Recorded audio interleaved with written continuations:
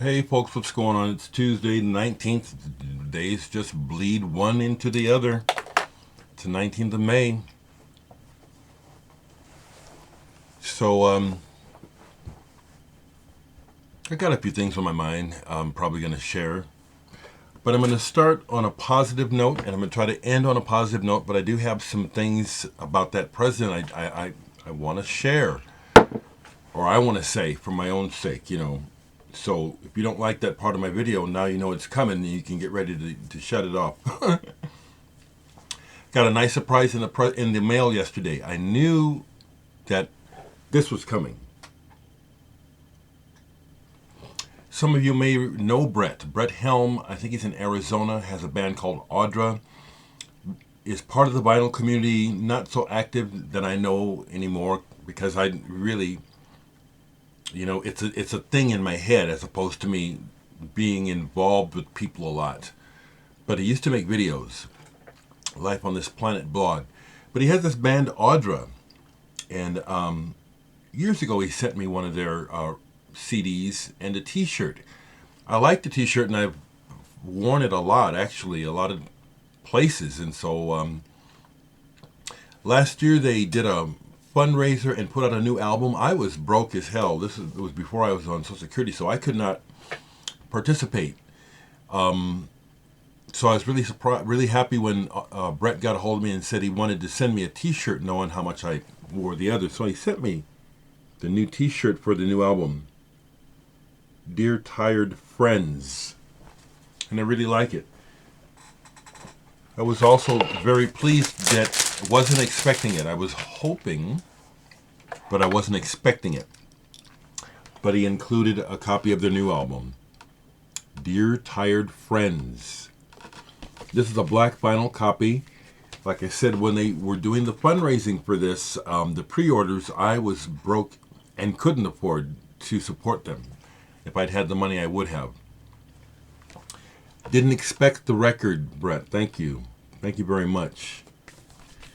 Okay, so what's my initial impression of this? My initial impression of this is very positive, very good. It appears that the band is basically down to Brett and Jason, with some help from the producer. Now here, this is interesting. I have not met Brett, but I've met Jason DeWolf Barton, the other member of the band.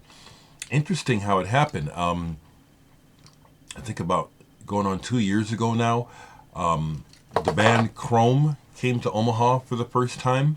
Helios Creed, Chrome, right? Psychedelic Masters. Well, I ended up getting hired as one of the opening acts for that show.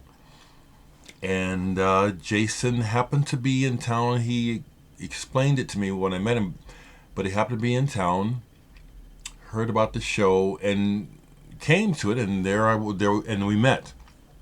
I took a picture. It was really good to meet him. Enjoyed his energy very much. So do I have what's my impression of the album? My first impression is strong. That these guys had a reason to come back. There's a edge. The way the album starts, I like it. It starts with an edge. It's like we have a reason to make this music. We're back. It's not, oh, we'll make a record. It's like there's a bit of an urgency to it. I like that. Lyrically, this is kind of what people do, is they talk about relationships. It's not real direct, but it's pretty obvious it's about relationships. But musically, it's in the, cold wave might be close to it. Brett sings and sounds like a cross between Peter Murphy and Steve Kilbey of The Church. He has a really sharp, distinct voice. Works well. The songs and the arrangements are in that area of Bauhaus, Peter Murphy, The Church, but it's its own sound.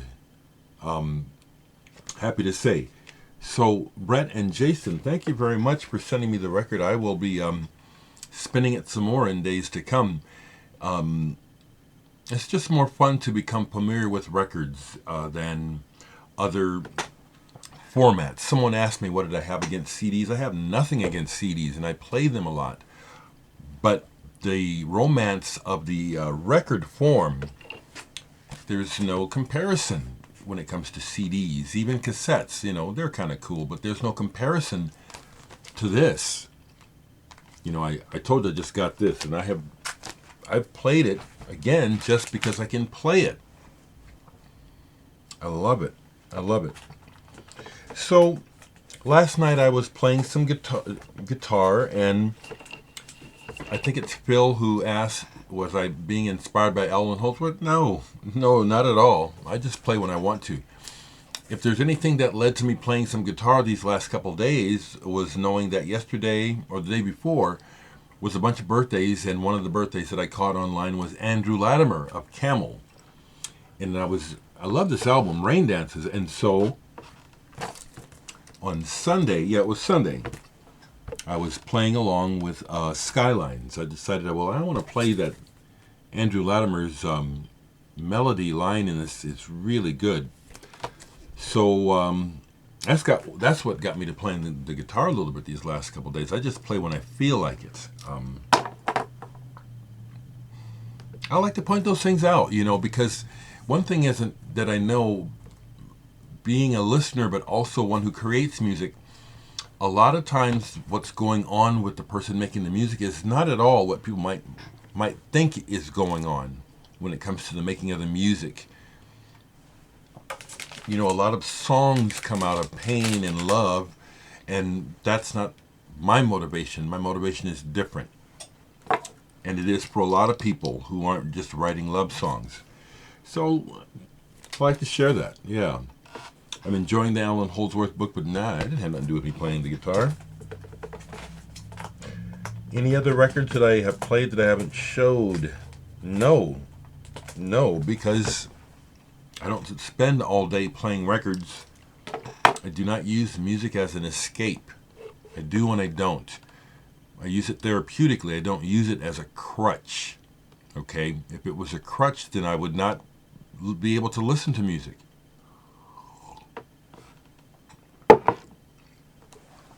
The bandage is off today. It's better today, but in doing weeding and getting my yard more together, I got into a patch of something. It's not poison oak. I looked it up, and it's something. It's this.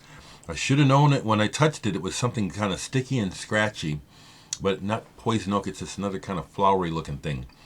Oh, this was driving me crazy. It's better today. How are you folks doing right now? What are you all doing that aren't working? How are you spending your time? How are you keeping it together? If I had the option to go back to work now, would I go back to work? No. I never wanted to work. So this is all good to me. My heart goes out to folks who are trying to normalize and keep things together, working, going back to work prematurely. The numbers in Nebraska, in my state here, are going up still. A few weeks ago, I told you we had less than 100. Now it's in the thousands. So see, something's up. I must take issue with the president and the foolish, selfish, dangerous things he's saying and doing. I don't believe him. You can't prove it. He says he's taking that hydroxy, whatever. Well, nobody knows. He's not working in conjunction with a medical doctor. He lies about everything. So I don't immediately believe that he even took the shit. My first thought is that this man is such a psychopathic son of a bitch that he will say anything that he knows his followers will follow for his benefit. And he just wants what he wants. He's a spoiled brat, rich spoiled brat. And the presidency is his toy. And we mean nothing to him. So frustrated that I have friends, white friends, who are still, because they have the good white life and don't understand their privilege because they're living it. They don't understand from the outside how it's so one-sided, unfair, and that this president does not represent all people. You know, I'm not even going to bother to call him a racist. I'm just going to call him a fool and privileged and just fucked up and willing to just kill people, let people die for his own advantage, for his own benefit. You know, he's got an investment in that company that makes that drug. Anyway, all of that going on is really fouling up the trajectory of the recovery of the entire country, and as a result, it affects the world. That's why I say things. I see this. You know, I'll say it because I see it. I mentioned this online the other day. All my life, I will bring up things that I see, and I'll mention something. So-and-so seems to be happening over here. Or this is, you ever notice this? And then people say, oh, that's not what's going on. Oh, no, that's not what's going on. And then time goes by, and sure enough, what I said before anybody else noticed, that's what's going on. I've been saying it about this fucking president. I said it about this year. I didn't know it was going to be the COVID, but I said it if you watch my videos. I said 2020 is going to be a bitch. You thought 2019. Okay? So I'm just following I'm just going to follow my nose, you know. I don't want to be right. I see it coming. It's like, oh, fuck. I don't want to be right about these things. I just see it, you know. The latest one was last week. I started to notice a disruption in trash and recycling in Omaha. And then to the point that I didn't get my recycling. A little bulb went off in my head and I made a comment online. And everyone said, oh, they'll be there next week. Well, turns out they will be here next week for the last time. The COVID is shutting down recycling in Omaha. I didn't know it, but I could tell something's up. So I just pay attention to that stuff, okay? And I'll share it when I feel like it, you know. And it also has to do with why I can be a little grumpy and irritable. Having dumb fucks telling me what's going on, and every time I turn around, yeah, they were dumb fucks. What I saw was what was going on. I tell you what, you know, my Facebook feed going all the way back for years, because it's all there. You can see it. I've dealt with a lot of really rude people telling me I don't know what I'm talking about, and then a year later, it's like, what'd you say, motherfucker? Told you. I don't like telling you. I'm just paying attention to what the hell's going on. That's all I'm doing, paying attention. Got my Opus shirt on today. Love these guys. Okay, that's enough for today. Talk to me, people. I love you.